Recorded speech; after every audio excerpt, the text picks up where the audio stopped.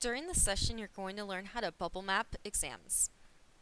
I'm going to start by going to my scan application, and I've already loaded into my scanner one interim assessment. For this example, I've done first grade math, and I've used a cover page. You must make sure that you use a corresponding cover page with the exam that you're going to scan and bubble map. First, I'm going to check to make sure that I have the appropriate batch class selected. I'm doing a test booklet, so I want to use Access Achievement first, and I'm going to name my batch. So I chose to do first grade math in the teacher's name. I want to do something descriptive so I can find it in the event that there's any kind of error, and click Scan. It may take a second for your scanner to warm up and start scanning, but tests will start feeding in within a few seconds.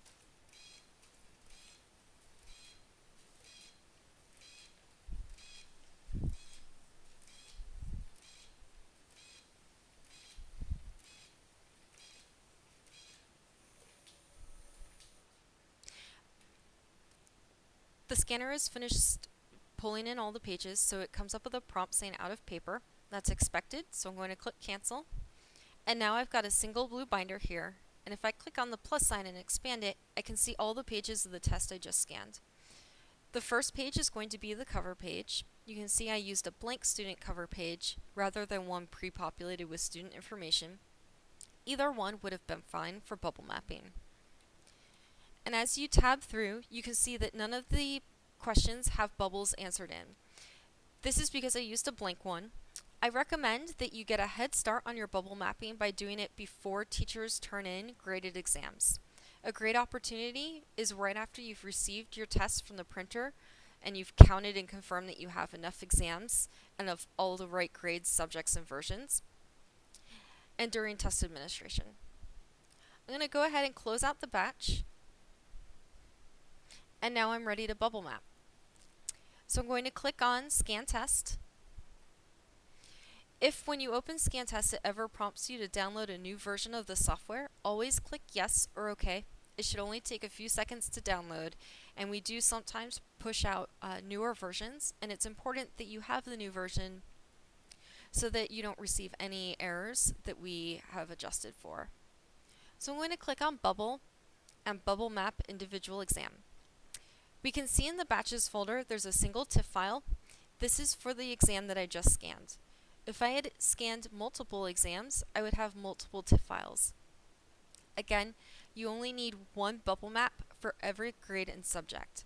So first grade math is the example that I'm doing. If I had 4 sections of first grade math, I still would only need to do one. So I'm going to click on the TIFF file and open it. And now the system's just going to go through and read all the barcodes. So now it knows which exam it is, and it's automatically brought me to the first question. You can see here the first question is a teacher scored area with 2 possible point values, 0 and 1. And it's prompting me to select the first bubble.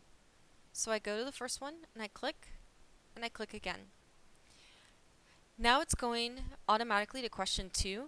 It tells me it has 4 bubbles this time, and to select the first one. This is a multiple choice question, so the student bubbled this in, and the first click is always going to represent answer choice A, the second choice B, C, and D. It's very important to go in order, because if I clicked on this third bubble first, the system doesn't know that that's the third bubble, but it's going to read it as bubble A. This will cause a lot of errors in your data and could cause bubble correction issues. If I go up to the top though here, I can click on Reset Question, and it clears it out, and it prompts me to select bubble 1 again. So if I ever do make a mistake, I can always go back and correct it. As you click through, you'll notice when you get to the last question at the bottom of the page, it automatically moves you on to the next page. If I had accidentally made a mistake, I could click on Previous Question. It'll take me back to that previous page and clear it out so I can bubble map again.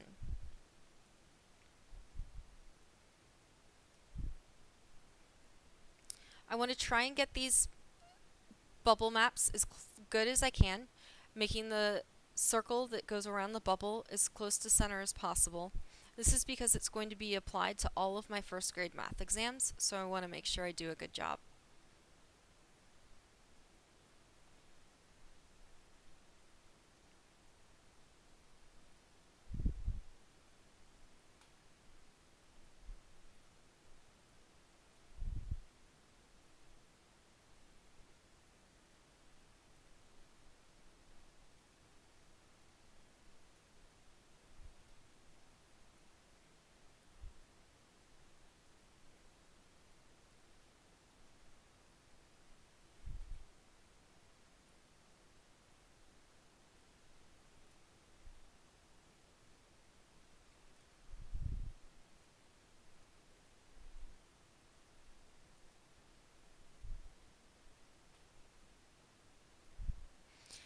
Now I can see at the bottom of the page, there's a stop sign. That means I'm at the end of the test.